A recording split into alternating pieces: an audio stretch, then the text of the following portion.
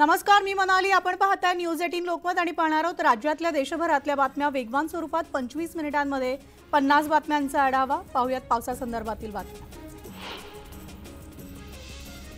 पुणे शहरामध्ये पुन्हा पूरस्थितीची शक्यता निर्माण झाली आहे. त्यामुळे आता पुणे जिल्ह्यामधील ब्लू लाईन म्हणजेच धोकादायक पूररेषेच्या आतील नागरिकांना सुरक्षित स्थळी स्थलांतर करण्याचे आदेश मुख्यमंत्री एकनाथ शिंदे यांनी दिले.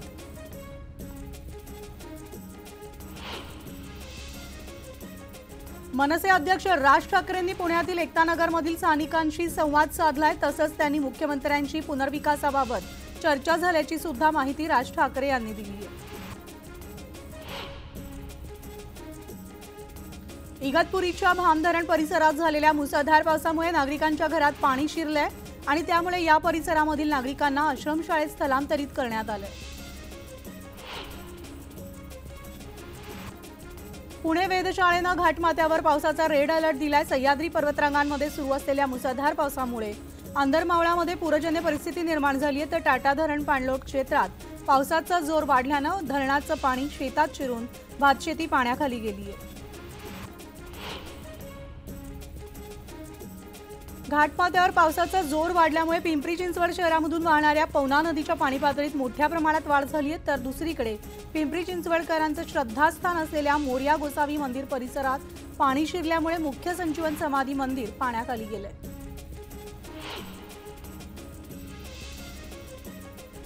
पुण्यात गेल्या 2 दिवसांपासून पाऊस सुरू आहे. दरम्यान कुकडी प्रकल्पामधील सगळ्यात मोठं 13.5 टीएमसी क्षमता असलेलं डिंभे धरण सुद्धा पूर्ण क्षमतेनं भरलंय.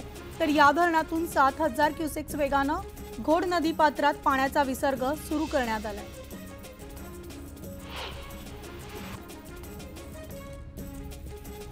गेल्या काही दिवसांपासून लोणावळ्यासह मावळमध्ये मुसळधार पाऊस पडतोय. मावळमधील सगळी धरणं फुल झाली आहेत. दरम्यान सहारा ब्रिजवर पर्यटकांनी मोठी गर्दी केली आहे. पर्यटकांनी निसर्गातील नयनरम्य दृश्य मोबाईल कॅमेरामध्ये कैद केली आहे. लोणावळ्यामध्ये पावसानं तुफान हजेरी लावली आहे. दरम्यान भुशी धरणावर आज वीकेंड निमित्तानं पर्यटकांनी चांगलीच गर्दी केली आहे. दरम्यान पर्यटकांनी धोकादायक ठिकाणी जाऊ नये यासाठी लोणावळा पोलिसांकडून खबरदारी घेतली जाते.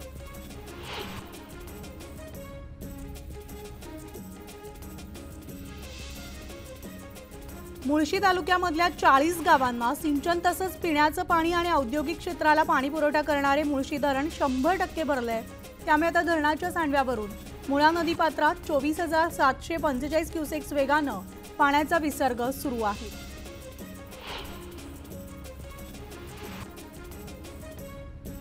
पिंपरी चिंचवडसह मावळ तालुक्याची तहान भागवणाऱ्या पवना धरणामधील पाणीसाठा 93% आलाय. गेल्या 24 तासामध्ये धरण परिसरात 98 मिलीमीटर पाऊस झाला. त्यामुळे शहराची वर्षभराची चिंता अखेर मिटली आहे.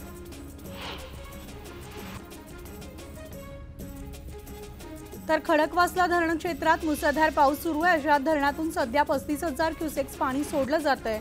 त्यामुळे आता डेक्कन परिसरामधील नदीपात्रात वाढ झाली आहे. तर सुरक्षेच्या दृष्टीनं वीज पुरवठा सुद्धा खंडित करण्यात आल्याची माहिती उपमुख्यमंत्री देवेंद्र फडणवीस यांनी दिली आहे.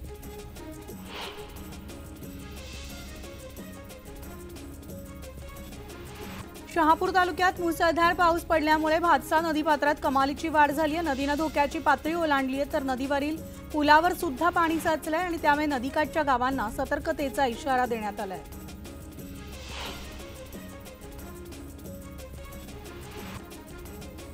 गडचिरोली जिल्ह्यामधल्या मुसळधार पावसाचा फटका तिथल्या गर्भवती महिलांना बसतोय. तर चरबीदंड येथील एका गर्भवती महिलेला प्रसूती वेदना सुरू झाल्यानंतर तिच्या नातेवाईकांनी खाटेची कावड तयार करून 2 किलोमीटरची पायपीट करत तिला रुग्णालयात नेलं. तर चरबीदंड ते लेकुरबोळी दरम्यान पूल नसल्यामुळे रुग्णांचे या ठिकाणी हाल होत आहेत.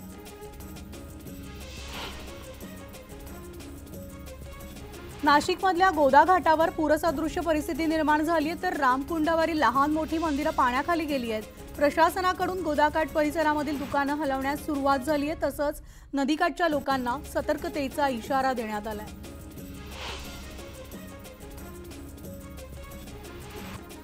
रायगड जिल्ह्याच्या पेण, उरण, पनवेल परिसरामध्ये तुफान पाऊस बरसतोय. त्यामुळे आता नदी नाल्यांच्या पाणीसाठ्यात मोठी वाढ झाली आहे. पुढील काही तास असाच पाऊस पडत राहिला तर पूरस्थिती निर्माण होण्याची शक्यता आहे.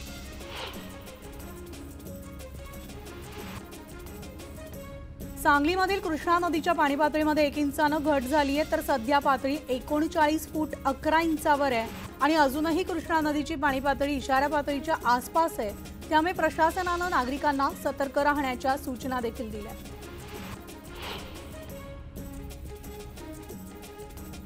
अहमदनगर जिल्ह्यामधील भंडारदरा आणि निळवंडे धरणातील पाणीसाठ्यात वाढ झाली आहे, तर भंडारदरा धरणातून 27,000 क्युसेक्स आणि निळवंडे धरणातून 7,320 क्युसेक्स वेगानं पाण्याचा विसर्ग सुरू आहे।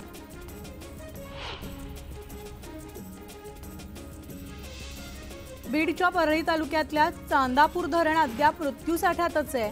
पिकांना पुरेल एवढाच पाऊस झाल्यानं जिल्ह्यामधील मुख्य प्रकल्प अजूनही कोरडेच आहेत। पालघर जिल्ह्यामध्ये आज पावसाचा रेड अलर्ट देण्यात आलाय, तर सूर्या प्रकल्पाचं धामणी धरण 93% भरलंय। धरणातून नदीपात्रात 33,000 क्युसेक्स वेगानं पाण्याचा विसर्ग सुरू आहे। तसंच गरज नसल्यास घराबाहेर पडू नका असं आवाहन सुद्धा नागरिकांना करण्यात आलंय।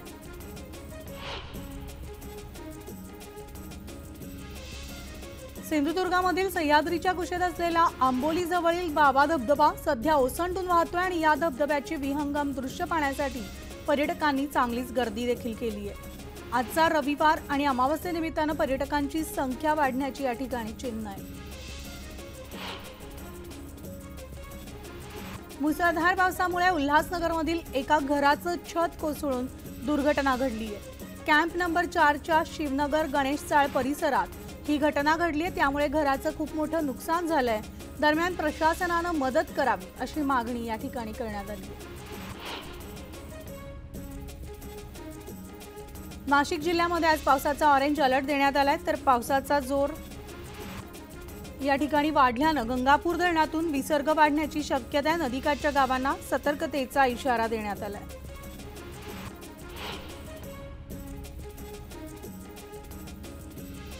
अमरावतीच्या मेळघाटातील खुटीदा गावात खंडू नदीवर पूल नसल्यामुळे नागरिकांना दररोज धोकादायक प्रवास करावा लागतोय। पूल नसल्यामुळे नदीच्या वाहत्या प्रवाहातून नागरिकांना वाट काढावी लागते, त्यामुळे गावकऱ्यांना मोठा त्रास सहन करावा लागतोय।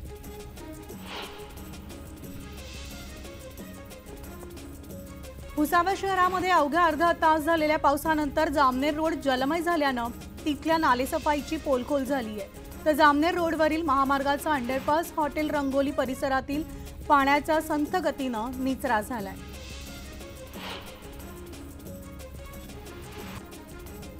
लोणावळा शहरामध्ये मुसळधार पाऊस कोसळतोय। आज पहाटेपासून पावसाचा जोर वाढलाय। गेल्या 24 तासात 232 मिलीमीटर पावसाची नोंद झाली आहे। हवामान विभागानं पुणे घाटमाथ्यावरील पुढील 2 दिवस पावसाचा रेड अलर्ट दिलाय।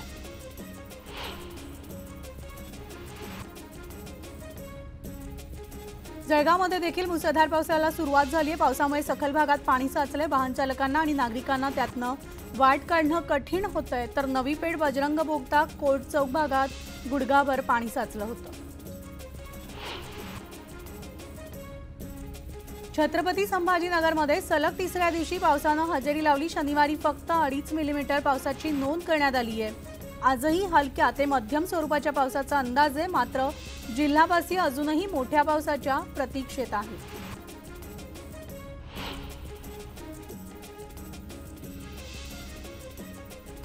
शहापूर तालुक्यामध्ये पावसाचा जोर कायम आहे। रात्रभर पडत असलेल्या पावसामुळे धरणाच्या पाणी पातळीत वाढ झाली आहे, तर मुंबईला पाणी पुरवठा करणारं भातसा धरण ओव्हरफ्लो झालंय।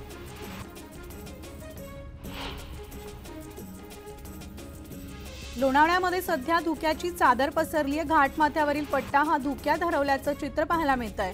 वीकेंडसाठी लोणावळ्यात आलेले पर्यटक आल्हाददायक वातावरणाचा आनंद लुटतायत। वाहन चालकांना मात्र धुक्यामध्ये गाडी चालवताना कसरत करावी लागतीये।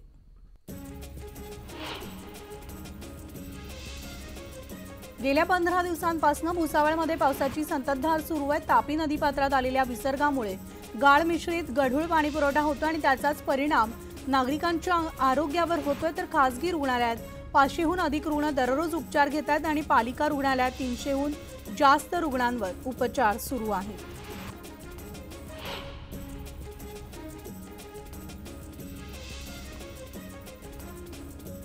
लोणावळ्यात येणारे पर्यटक फोटो सेल्फी काढण्याच्या नादात बेशिस्तपणे गाड्या पार्क करून निघून जात आहेत आणि त्यामुळे स्थानिकांना वाहतूक कोंडीचा सामना करावा लागतो। या बेशिस्त वाहन चालकांवर कारवाई करण्याची मागणी करण्यात येते।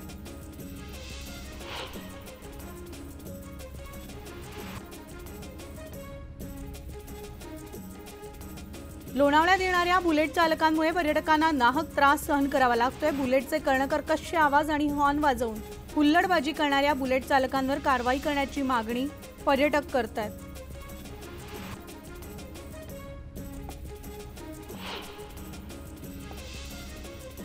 मध्य रेल्वे मार्गावर विविध अभियांत्रिकी आणि देखभालीची कामं करण्यासाठी माटुंगा ते मुलुंड दरम्यान आज अप आणि डाऊन धीम्या मार्गावर सकाळी 11 ते दुपारी 4 पर्यंत मेगा ब्लॉक घेण्यात आलाय। तर वडाळा रोड आणि मानखुर्द दरम्यान अप आणि डाऊन मार्गावर सकाळी 11 ते संध्याकाळी 4 पर्यंत हा ब्लॉक असणार।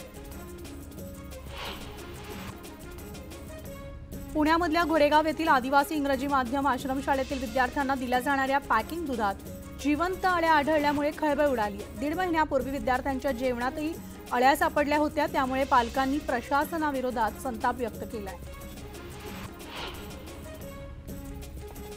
बीडमधल्या परळी तालुक्यातल्या नाथरा या गावी उसने पैसे न दिल्याच्या कारणावरून एकानं गोळीबार केल्याची घटना घडली। यामध्ये कुणीही जखमी झालेलं नसून या प्रकरणी आरोपी प्रकाश मुंडे यांच्या विरोधामध्ये गुन्हा दाखल करण्यात आला। दौंड तालुक्यामधल्या खामगावमध्ये आरोपीनं भर चौकात त्याच्या मेहुण्याची निर्घुण हत्या केली। राहुल भुजबळ असं मृत तरुणाचं नाव आहे आणि त्याच्या आईनं यवत पोलिसांवर आरोपही केलेत। आरोपी याआधी वारंवार मारून टाकण्याच्या धमक्या देत होता, मात्र तक्रार द्यायला गेल्यावर पोलिसांनी गांभीर्यानं घेतलं नाही आणि त्यामुळेच ही हत्या झाल्याचं त्या मृताच्या आईनं म्हटलंय। साताऱ्यामधल्या ठोसेघर रोडवरील बोर्णे घाटात सेल्फी काढण्याचा नाद तरुणीला चांगलाच भोवलाय। सेल्फी काढताना पाय घसरून एक तरुणी जवळपास 150 फूट खोल दरीत कोसळली आहे। शिवेंद्र सिंग राजे ट्रकर्सनं या तरुणीला बाहेर काढून उपचारासाठी खासगी रुग्णालयात दाखल केले। छत्रपती संभाजीनगरमध्ये श्री आनंद ऋषीजी महाराज यांचा 125वा जन्मोत्सव साजरा करण्यात आलाय। यावेळी जैन समाज बांधवांनी मोठ्या संख्येनं सहभागी होऊन 51 लाख नवकार मंत्रांचा जप केलाय। मंत्री चंद्रकांत पाटील आज अमरावती दौऱ्यावर आहेत, तर तब्बल 6 महिन्यानंतर जिल्हा नियोजन विभागाची बैठक होणार असल्याचं बैठकीमध्ये खडाजंगी होण्याची शक्यता आणि या बैठकीच्या पार्श्वभूमीवर जिल्हाधिकारी कार्यालयात पोलिसांचा कडक बंदोबस्त तैनात आहे। अहमदनगरच्या पाथर्डी तालुक्यामधल्या श्री क्षेत्र हनुमान टाकळी इथं समर्थ हनुमान मंदिर इथं रहाड यात्रा महोत्सव मोठ्या उत्साहात पार पडलाय। बजरंगबली की जय अशा घोषणा देत भाविकांनी लालबुंद विस्तवाची वाट नवस्फूर्तीसाठी पार केली।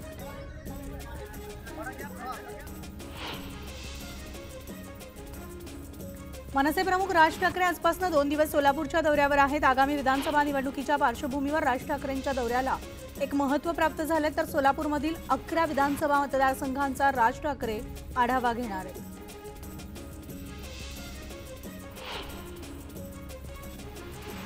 माजी खासदार निलेश राणे यांनी अमोल मिटकरींवर टीकास्त्र डागले। जेव्हा नेते मंडळी बोलत असतात तेव्हा चिल्लर लोकांनी त्यावर बोलायचं नाही, कुठे राज ठाकरे आणि कुठे तुम्ही, अशी घणाघाती टीका निलेश राणेंनी मिटकरींवर केली आहे।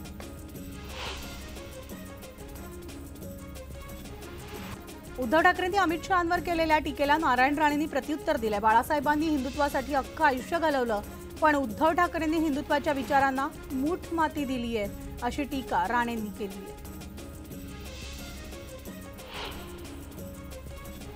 शरद पवारांनी सदाभाऊ खोत यांना धक्का दिलाय, तर रयत क्रांती पक्षाचे प्रदेशाध्यक्ष भानुदास शिंदे यांनी पुण्यातील मोदी बागेत शरद पवारांच्या उपस्थितीत राष्ट्रवादी काँग्रेस शरदचंद्र पवार पक्षात प्रवेश केलाय।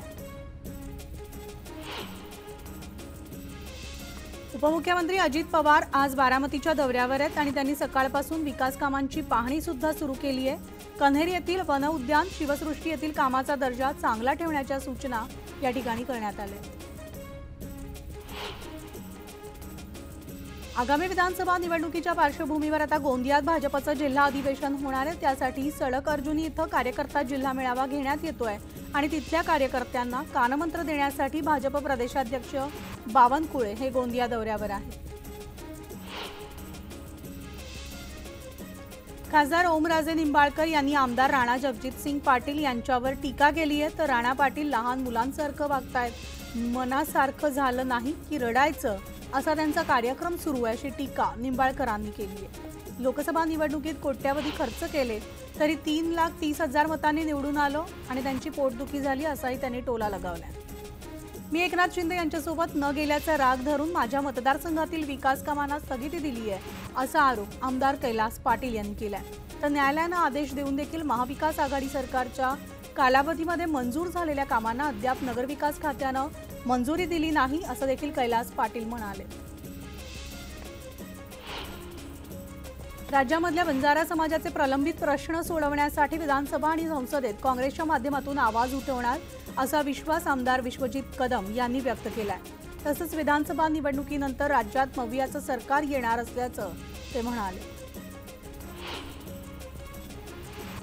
मालेगावात सुरू असलेल्या लाडकी बहीण योजनेच्या कामकाजाची पालकमंत्री दादा भुसे यांनी पाहणी केली आहे। कर्मचारी रात्री 12 ते पहाटे 5 पर्यंत काम करतात आणि त्यामुळे दादा भुसे यांनी त्यांचं काम करून त्याचं कौतुक केलंय।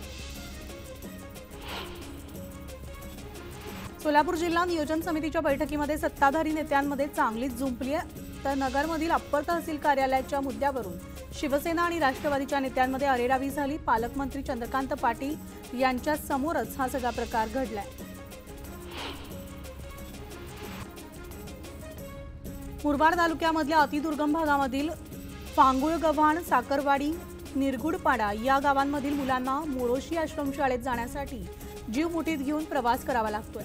ओढ्यावर पूल नसल्यानं ग्रामस्थांनी ओढ्याला लाकडं आणि दगडांचा बुरुज तयार करून त्यावर लोखंडी पाईप टाकून तात्पुरता पूल बांधला। शासन दुर्घटना घडण्याची वाट पाहतंय का असा संतप्त सवाल ग्रामस्थ विचारतायत।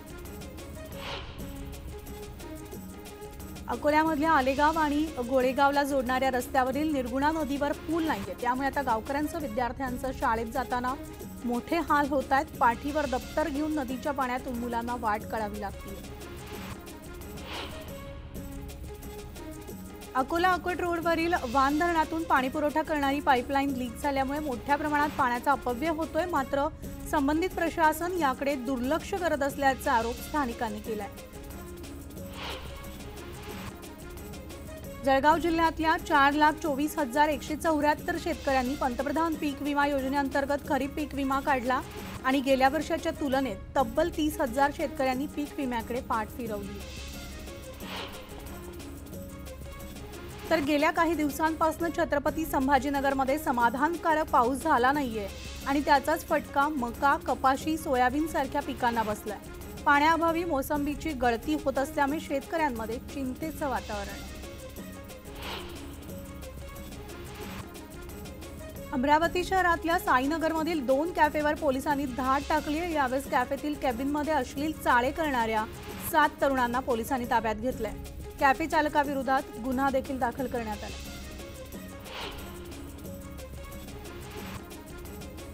पिंपरी चिंचवड शहरात पीएमपीएमएल बसमधील लेडीज सीटवर बसण्यावरून मोठा वाद झाला। आळंदी भोसरी रोडवरील मॅग्नीज चौक ते भोसरी दरम्यान ही घटना घडली आणि महिला आणि पुरुषांमध्ये तुंबड हाणामारी झाली। या प्रकरणी आरोपी अंकुश टावरे विरोधात गुन्हा दाखल करण्यात आला। चंद्रपुरामध्ये 200 युनिट वीज मोफत देण्याचं आश्वासन फोल ठरल्याचा आरोप करत अपक्ष आमदार किशोर जोरगेवार यांना सवाल करत प्रवृत्ती फाउंडेशनच्या वतीनं आंदोलन करण्यात आलंय आणि यावेळी जोरगेवार यांच्या विरोधात जोरदार घोषणाबाजी सुद्धा करण्यात आली आहे। मुंबई कोलकाता राष्ट्रीय महामार्गावरील खड्ड्यांच्या दुरुस्तीसाठी गोंदियात काँग्रेसनं रस्त्यावर येत आंदोलन केलं आणि काँग्रेस खासदार प्रशांत पडोळे यांनी NHAIच्या अधिकाऱ्यांना जमिनीत गाडण्याचा इशारा दिला। दरम्यान त्यांच्या आश्वासनानंतर काँग्रेसचं हे आंदोलन मागे घेण्यात आलं। छत्रपती संभाजीनगर जिल्ह्यातील वैजापूरमध्ये दुचाकी चोरणाऱ्या टोळीचा पर्दाफाश झालाय। तर पोलिसांनी 6 दुचाकीसह 3 आरोपींना ताब्यात घेतलंय आणि पोलिसांकडून या प्रकरणाची तपास आणि चौकशी सुरू आहे। सोलापूरमधील सराफा दुकानात नोकरानं चोरी केल्याची घटना घडली। विजय कोंडा असा आरोपी नोकराचं नाव आहे आणि त्याला जोरभावी पेठ पोलिसांनी अटक केली। त्याच्याकडून 3,84,000चा मुद्देमाल जप्त करण्यात आला। पुरंदर तालुक्यातल्या जवळार्जुन इथं विहिरीत पडलेल्या कोल्ह्याला सुरक्षितपणे बाहेर काढण्यात वनविभागाच्या कर्मचाऱ्यांना यश आलंय। तर हा कोल्हा जखमी असून त्याच्यावर सासवड येथील वनविभागाच्या पशु रुग्णालयात उपचार सुरू आहेत।